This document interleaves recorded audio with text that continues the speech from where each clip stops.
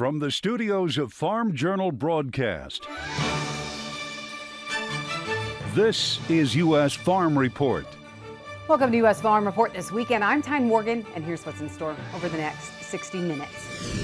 The historic climate bill is now signed into law, but will the new Inflation Reduction Act really reduce inflation?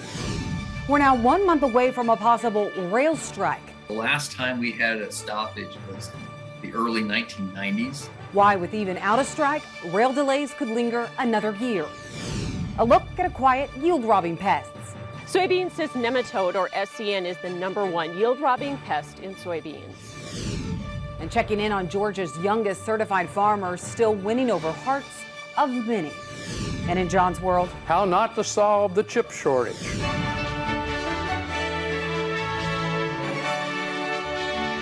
Now for the news, President Biden this week signing the Inflation Reduction Act into law, the massive spending bill containing health care, tax, and ag provisions.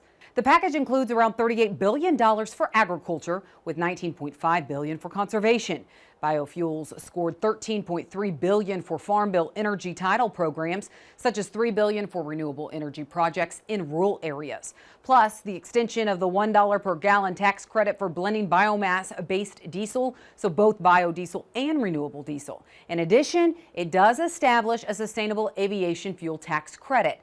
The president, along with the administration officials, hitting the road to talk about the plan. That includes Ag Secretary Tom Vilsack and U.S. Trade Representative Katherine Tai. This is going to help nearly 300,000 farms and ranches across the United States implement conservation strategies on approximately 125 million acres. Administration officials say the act will reduce the deficit and be paid for through new taxes, including a 15% minimum tax on large corporations and a 1% tax on stock buybacks. Not a single Republican voted in support of the plan, many saying that it will only fuel inflation. Senate Minority Leader Mitch McConnell is saying that Democrats are catastrophically out of touch with what American families actually care about.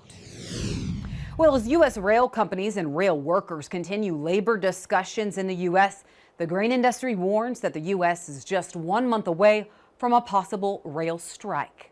Just this week, the White House appointed a Presidential Emergency Board released a recommendation for both the rail workers as well as rail companies. Those recommendations were done as part of the ongoing collective bargaining process. Now, both sides have 30 days to either accept or decline those recommendations. If the rail companies and rail workers don't agree with what the board outlined, then rail workers can go on strike starting September 16th. The last time we had a stoppage was in the early 1990s. And Congress, I believe it lasted 1 day, maybe 2 days before Congress passed a bill prohibiting a lockout or strike. And essentially the two sides had to then go back to work on reaching agreement. So Congress has a lot of power here, and we would like to think that they're going to exercise it. Fisher warns even if a labor strike is averted in mid-September, rail delays are so severe, he thinks it'll take another year to get shipping times back to normal. Severe drought conditions are drying up the Colorado River, and that means dramatic and mandatory water cuts are coming to parts of the West. The Colorado River and its tributaries flow through 7 states, supplying water and hydropower to millions of people. It also helps irrigate more than 5 million acres of farmland. The federal government announcing the Colorado River will operate at a Tier 2 shortage condition starting in January. The move comes as officials predict water levels at Lake Mead, the nation's largest reservoir, will plummet even further than what they already are. Right now, Lake Mead is at just 27% of its full capacity. The Tier 2 shortage means Arizona and Nevada will have to cut their water use starting at the beginning of the year. Arizona facing the largest cuts, about 21% of its yearly allotment of water from the river. Nevada, 8%, and northern Mexico by 7%.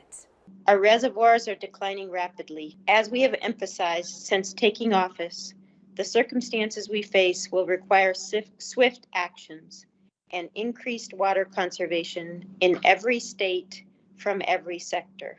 Experts say by January, Lake Powell will be at a level that is just 32 feet above its ability to generate electricity.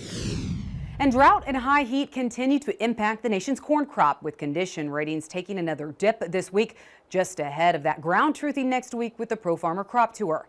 The latest crop progress report from USDA putting 57% of the corn in good to excellent condition. That's down 1 percentage point from last week. Soybeans, that's 58% of the crop good to excellent, down 1 percentage point from the previous week as well. Spring wheat harvest also getting underway, with 16% of the crop harvested, well off the average pace of 35%. The Kansas City Fed reports that conditions in the farming area that it covers remain solid in the second quarter, but it says there are signs of things slowing.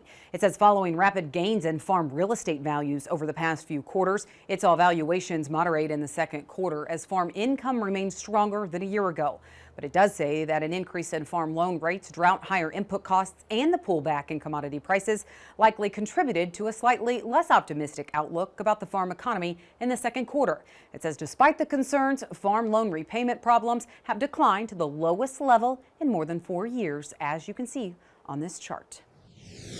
That's it for the news. Well, some rains moved across the country this week, but could more rains be brewing coming up for next week? We'll check in with our meteorologist next. Time now for a check of weather with meteorologist Matt Urasovic. Matt, next week we kick off a Pro Farmer Crop Tour starting in South Dakota as well as Ohio, and then all of us will meet up in Minnesota. You know, there is still time for you to join us if you would like. But when you look at the forecast next week, we want to know one thing. Are we going to get drenched on Crop Tour next week? That's right, Ty, and we've got to look at the rain chances heading into this week, and we're not looking at much as we head through this week. Just some showers exiting off for our eastern leg of the tour as we head through Monday, maybe into Tuesday, and then things will clear out through much of the middle part of the week, which is just going to be perfect for us. But take a look at this. It's pretty dry across parts of Nebraska and Iowa where crews will be this week, and soil near average there for our eastern leg of the tour, and then we'll all end up there in parts of Minnesota, but still improving back in the west with this root zone, and across central Texas still dealing with some moist soil there in parts of the Mississippi River Valley as well. And if you look at the latest drought monitor, it really shows some improvements across the Southwest, dealing with parts of California, Nevada, even into Arizona and Colorado. Even New Mexico seeing some improvement. Still extremely dry though. Oklahoma down to Texas. Those are the areas where we're going to see some rain heading into this upcoming week, and they're going to be much needed rain, hopefully not all at once, but you can really see where we've seen some of those improvements there in the Rockies and in parts of Arizona as well. Southern California, not as dry as it has been over the last couple of weeks. And it's all thanks to this pattern. It's allowing those showers and storms out there in the west, but a little bit of a dip here in the jet stream heading into early next week. That's going to keep things unsettled, allow more rain across the central part of the country, and keep a little bit cooler there as well. And areas where we're dealing with the rain, not going to be as hot and humid, but still going to be warm down there. Temperatures still sitting in the 80s and 90s. But look at this, by next weekend, could be looking at a different pattern starting to move its way on in. Upper northwest could be looking at more chances for rain as we head through next weekend. But here's a look at Monday, the 22nd of August. We've got rain in the east, a couple of systems moving on through, heavier rain across parts of Texas and Oklahoma, and still in parts of the southwest as this stalled out front continues to move eastward. It's still going to be there on Wednesday, still dealing with the heavier rain across the Gulf Coast and up into the mid-Atlantic states, and still dealing with unsettled weather in the southwest and parts of the upper northwest as well. Still staying warm across the middle of the country and hot across the western half, and sunshine still breaking out across parts of California, keeping things dry there, but more rain expected through the end of the week there in parts of the southwest. And then more rain still across the Gulf Coast with very warm and humid conditions there as things start to dry out for parts of the east. But here's a look at the temperatures this week. Below normal, where we're expecting a lot of that rainfall, parts of the southwest right through Texas and Oklahoma, still dealing with high heat up in the northwest and along the Gulf Coast and the east coast as well. And the precipitation, you see it right here. That's where we're going to be looking at a lot of it. Could be some flooding potential there as well. And it's going to be dry across the northwest and the northern plains and upper Midwest. And temperatures next week going to follow the same trend. Warm in the west, cool across the center of the country, or cooler than average, and then more rainfall expected across the southern half of the United States heading into next week. Time back to you. Well, a lot of focus is still on the weather, but what caused that intense pressure to the markets to start the week? And what is the market watching next? We'll check in with our analysts right after the break.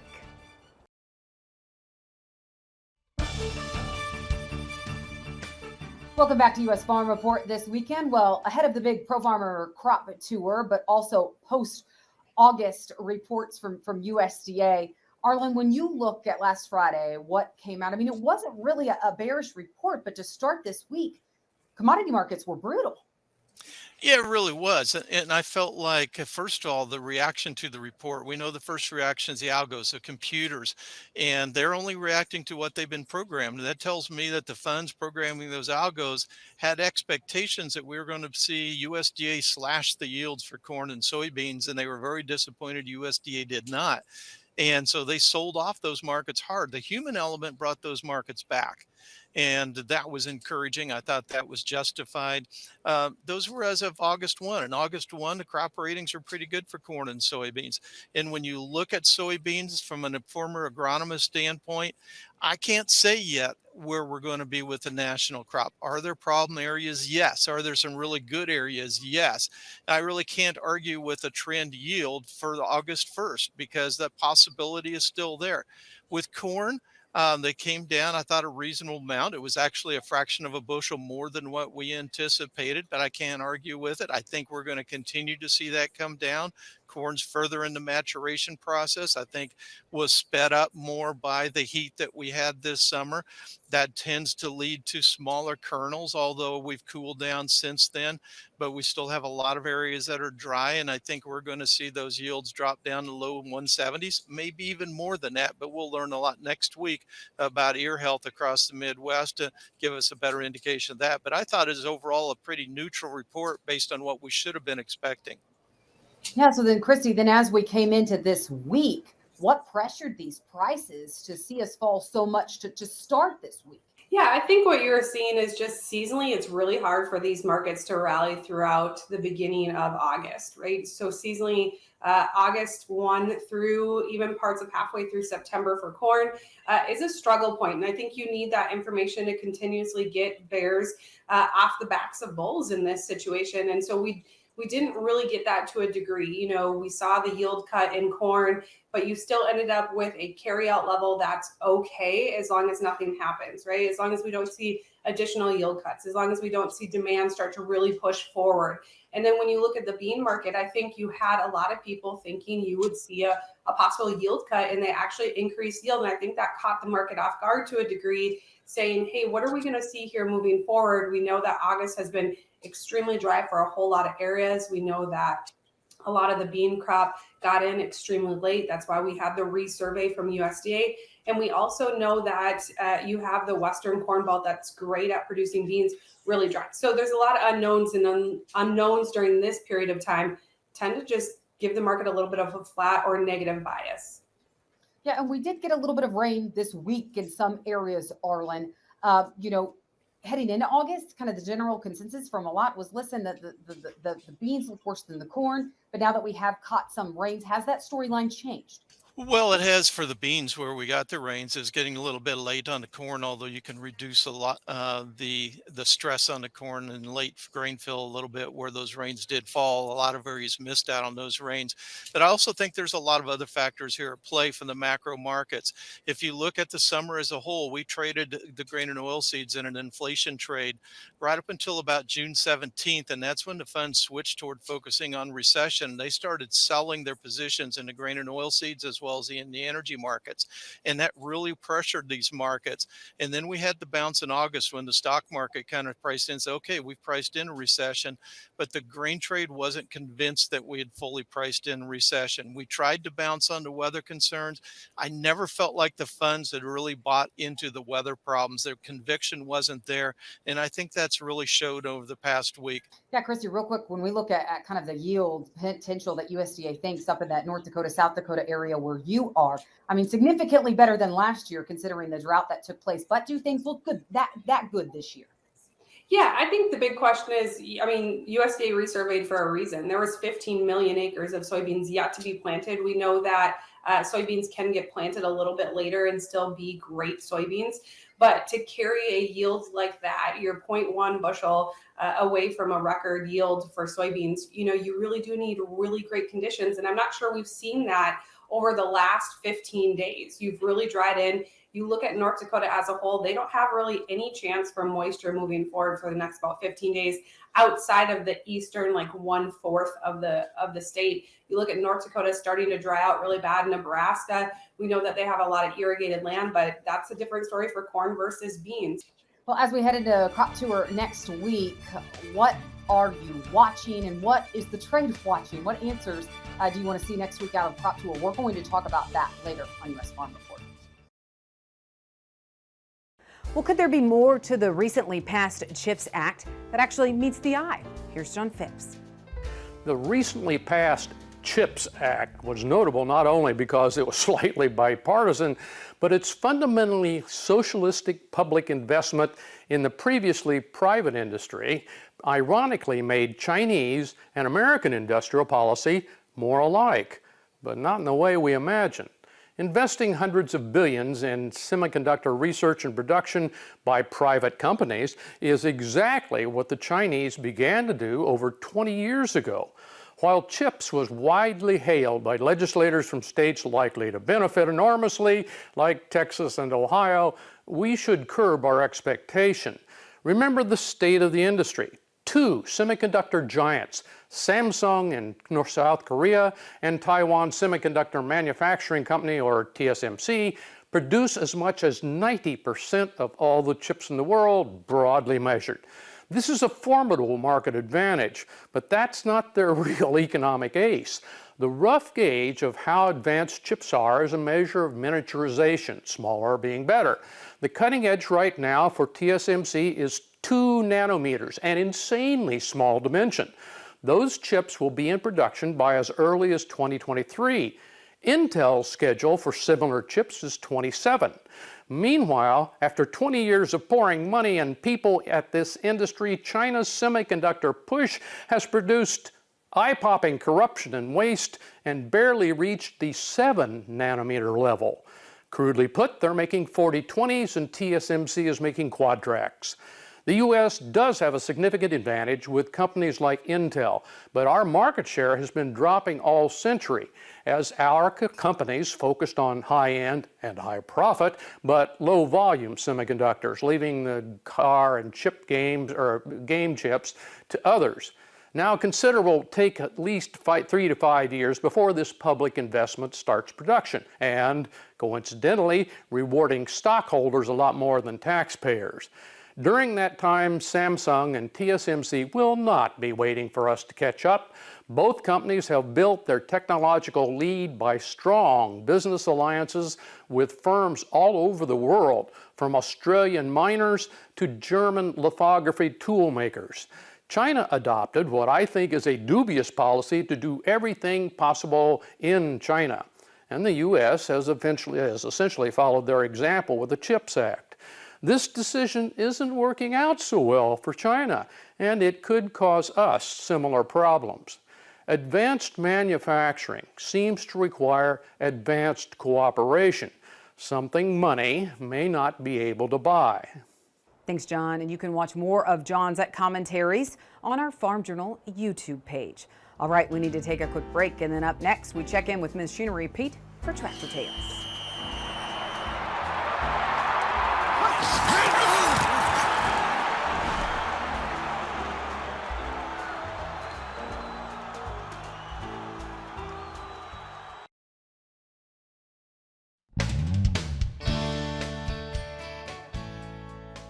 Hey folks, welcome back to Tractor Tales. This week, a treat for you Oliver fans. We're going to check out a 550 that's still got some life left. It's the 74. It's got about 4,000 hours on it. Dad bought it new. I run it every week to mow the yard. Just they're easy to get on and off of. And one I mow the yard with, the one we have over at the farm, they're newer ones. I got power steering. There's not everybody has them around here, and like I say, I've got more than anybody else has got. They're just a handy little tractor. Farm, we blade and we mow. Got a rotary mower on it. Use it quite often over there. I grew up on Oliver tractors, and when they quit making them in about 74, Dad bought a new 1655 in 72, and then a 550 in 74, and that's all I ever knew to run was them sizes. Still to come, a child prodigy who's the youngest certified farmer in Georgia. But first, an unspoken truth about a yield-robbing pest that may surprise you. Michelle Rook has that story next. U.S. Farm Report is produced and distributed by Farm Journal Broadcast.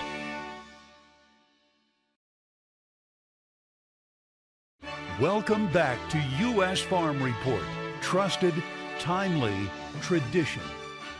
Unspoken truth about pests on U.S. Farm Report. Brought to you by Duracade Viptera trait stacks. Guarding against 16 above and below ground corn pests like mid-season threats of corn rootworm, earworm, and western bean cutworm. Comprehensive control when it matters most. Well, pests can cost U.S. farmers billions of dollars annually from yield loss. But as Michelle Rook shows us in this week's Unspoken Truth about pests, there's one pest spreading in soybean fields as production pushes farther north and west. It may come as a surprise to many farmers, but soybean cyst nematode, or SCN, is the #1 yield-robbing pest in soybeans. There are no in-season rescue treatments, but farmers can check fields now for this parasite and put together an integrated management plan for next year. So I can see a few here. Greg Tilka with Iowa State heads up the SCN Coalition. 250, so that's the little female full of 250 eggs.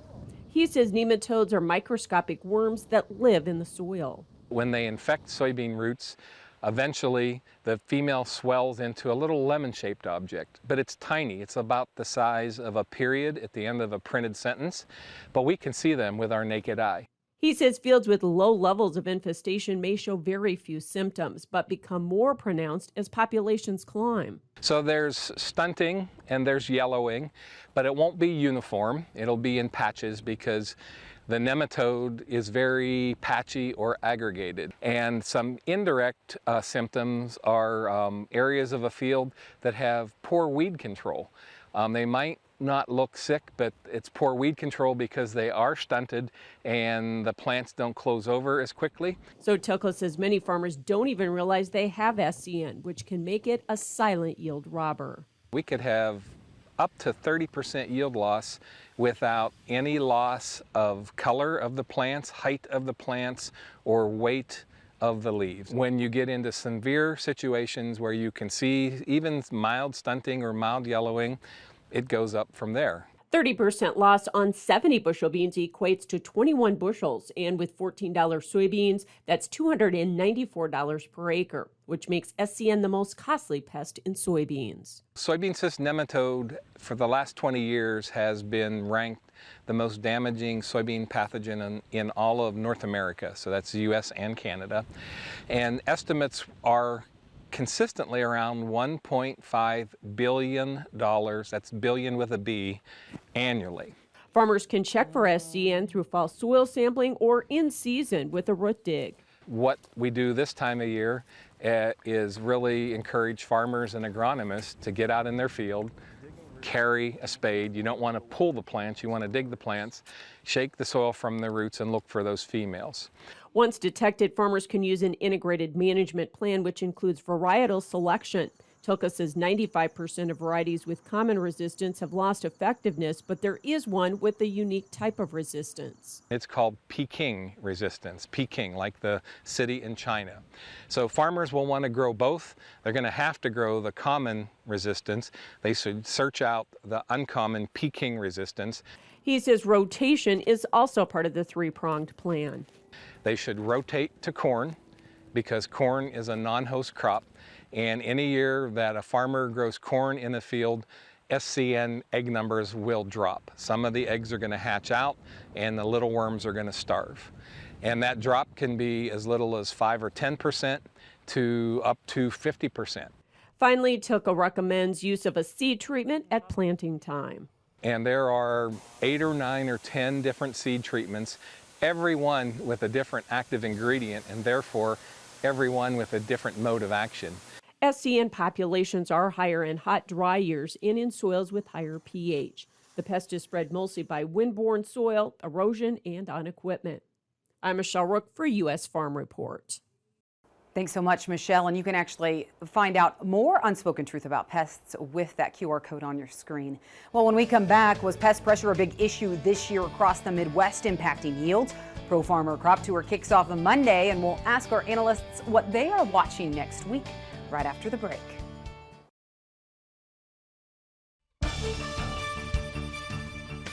All right, before we get into the Pro Farmer Crop Tour discussion, Arlen, we saw USDA be very aggressive when it comes to that cut to the cotton crop. We knew abandonment was going to be high, but it really caught even some of in those areas off guard just because USDA was so aggressive.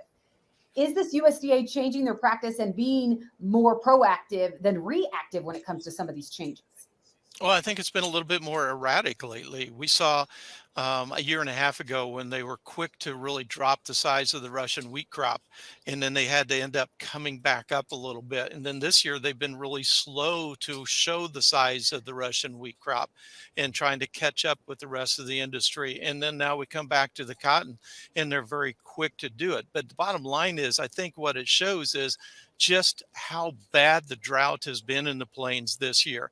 And so that it's just been, if we can't grow cotton, which does very well with a deep rooted crop in this condition, how in the world the other crop's going to do it as well? But here's the bottom line: with abandonment that much, and most of that abandonment being in Oklahoma and Texas, where they've been in such a long drought, the cattle feeders can't find feed. The rains that are into forecast now over the next week to 10 days, if those rains verify, we're going to see a lot of wheat go in the ground down there very quickly, and it's going to show up on the winter wheat seedings report in January. It doesn't mean it's going to be harvested, but it'll provide some pasture and some feed for cattle. Is there a chance for wheat prices to climb again as we head into the fall and people are making these decisions about planting winter wheat or not? Or do you think there are just too many obstacles right now? You know, I was surprised that you've seen the market pretty much give up all premium of Russia and Ukraine into this wheat market. We know that there's still some serious issues, that the ability to get grain out of Ukraine is only for an extended period. You don't have it forever. They're only willing to do it for so long. And so I was surprised that you had taken out all that premium. But as you come in now to a good crop for spring wheat, we had the crop tour go through for spring wheat, quality tour, and they had almost record yields. And from what I'm hearing, the wheat looks fantastic. The wheat that started into Minnesota being harvested in parts of South Dakota has ran really, really well. And so I think that's holding it back. All right, Arlen, as we head into this crop tour next week, and we see you start in South Dakota as well as Ohio and then end up in Minnesota, what are you watching? What do you want answered next week? We've had a lot of anecdotal reports come in about how good corn and soybeans are or how bad corn and soybeans are. We have that every year. This crop tour is our first opportunity to see how widespread the good is versus how widespread the bad is, and to really get a feel for not only ear health on the corn, how long are the ears, how what's the girth of the ears, how well do they feel, how widespread is the tip back problems that we've been hearing about. And the same thing with soybean pods. How have we been setting pods in those plants? And as was mentioned earlier about the short plants, are we packing a lot of pods on those plants, or the short plants resulting in fewer pods west of the Mississippi as well? And then how are we starting to fill those pods? Those are the things that I'm going to be listening for, as well as some of the disease. We've had some high humidity levels in some parts of the Midwest with warm overnight temperatures, as that started bringing in some tar spot on the corn, creating other disease problems in the crops as well, or is the crop still fairly healthy? Yeah, and Christy, you were on crop tour last year. I know you were on that eastern leg, so you've had that unique perspective that you were there last year. Now that you're watching, what answers do you want to come out of crop tour next week? I think what I'm going to look at the most is going to be moving forward. USDA has been aggressive on their corn yield, adjusting it down. And what I want to see is, what does Pro Farmer have to say about that? Where do you see these yields kind of matching up, and do we see more to come? You know, is this it? Did USDA get the horse in front of the buggy and say, hey, this is it? we kind of found our yield, or do we see more? We know that we've had some DTN, FBN estimates come out that have been really low. They've been saying that they are trending higher. They are satellite imagery, so that's a little bit of a different situation. But I think this is going to be really useful to see how aggressive USA needs to be moving forward after this. Also, I'm going to be watching pod counts on beans. The beans are very short around Alexandria, Minnesota. We went down to north central Iowa, very short beans across that. I've heard it from majority of my producers.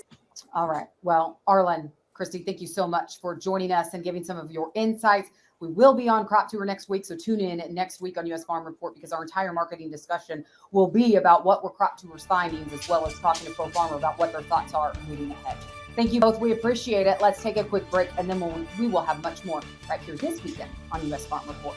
Backnology Days is back, August 25th through the 27th. Come see for yourself why this annual event draws thousands of farmers to Atlanta, Indiana. Learn more and register today at BexHybrids.com/field shows.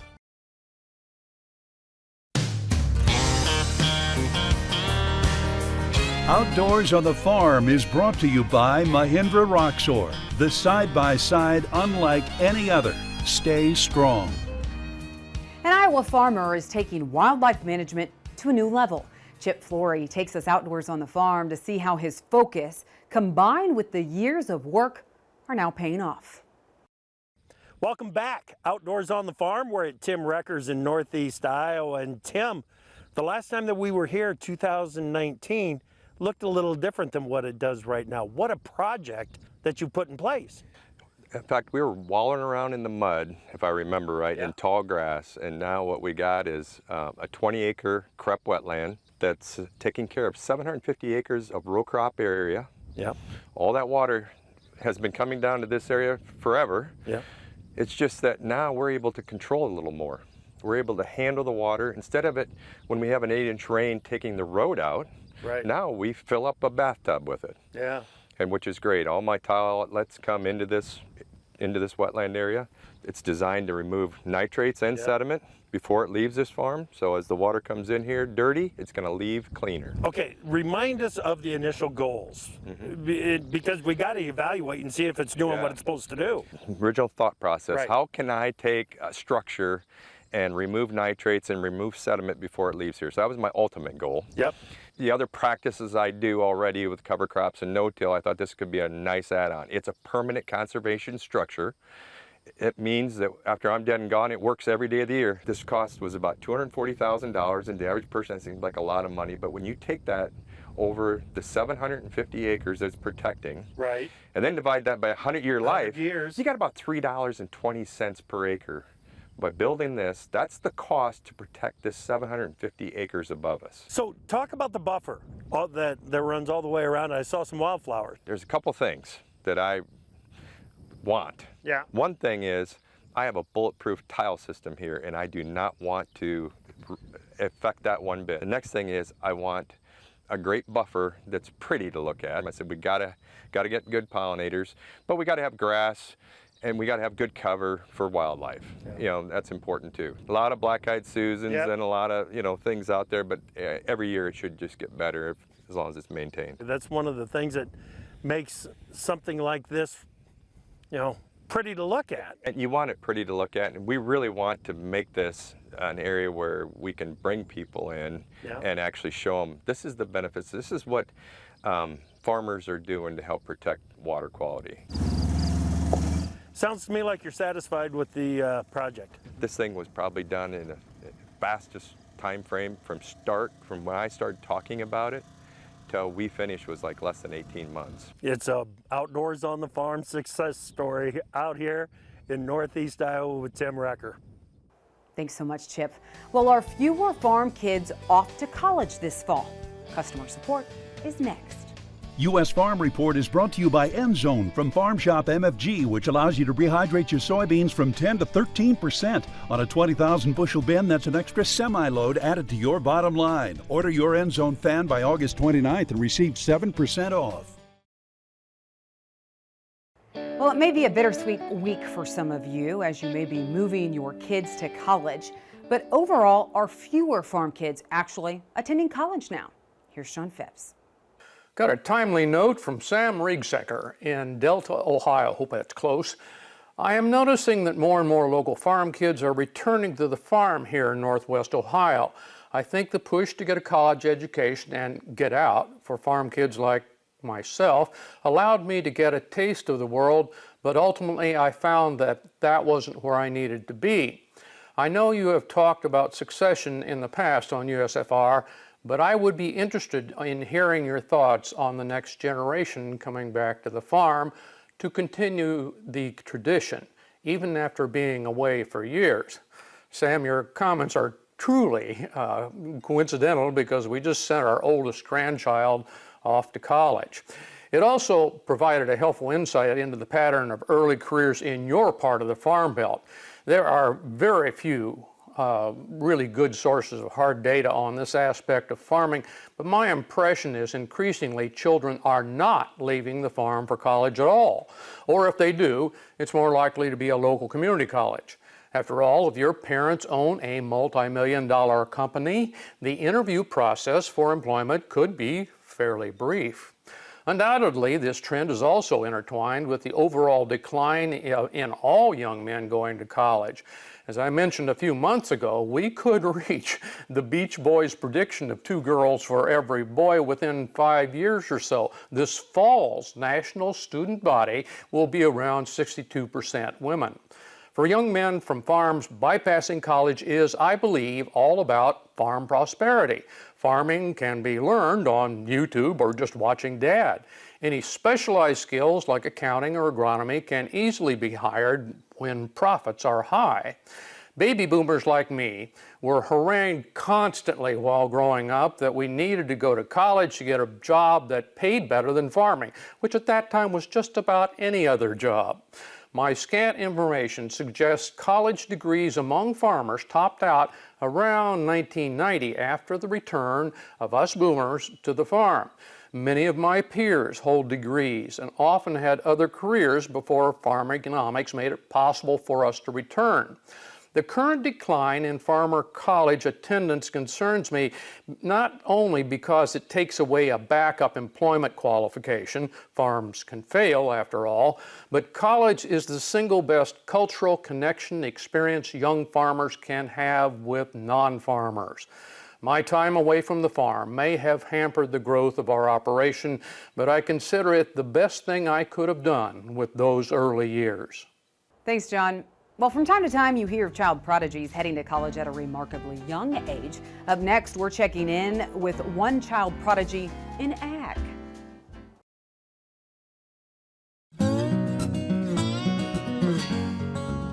Well, at just 6 years old, Kendall Ray Johnson made history as the youngest certified farmer in Georgia. And as Georgia Farm Monitor's Ray D'Alicio shows us, at 7 years old, she's still winning over the hearts across the country. These are the picklers. The picklers are a cucumber that we use for pickles. These are Super Sweet 100s.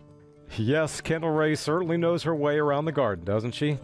Exactly how and when she developed that knowledge and love for gardening, her parents tell me they first noticed it when she was just 3 years old.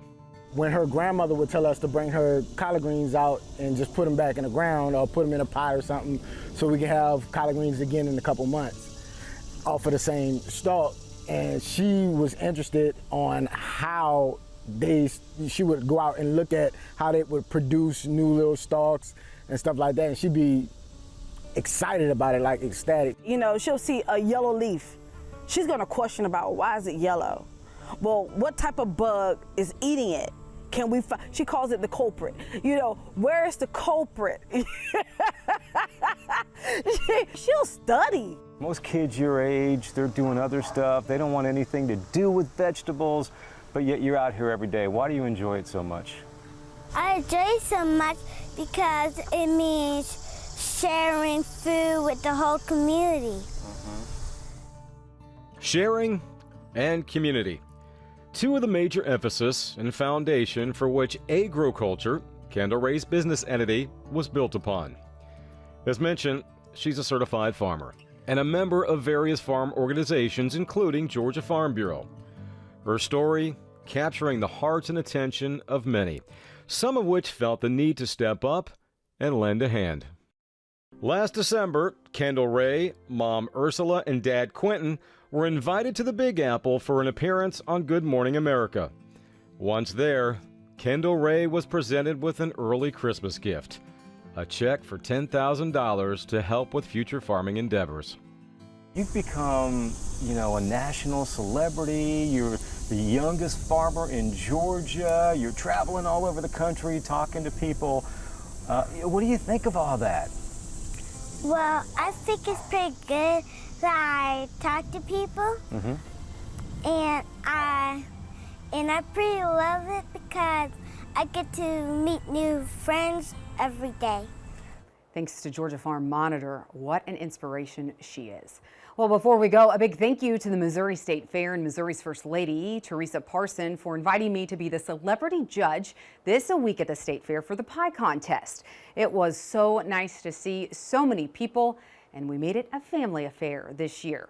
Well, next week, I'm on the road for Pro Farmer Crop Tour. Tune in as we will have all the results. We'll look at the market impacts and much more as we're on the road from Minnesota to end the week. That does it for U.S. Farm Report this weekend. Thank you so much for watching. Be sure to join us right here next week as we work to build on our tradition. Have a great weekend, everyone. U.S. Farm Report is produced and distributed by Farm Journal Broadcast.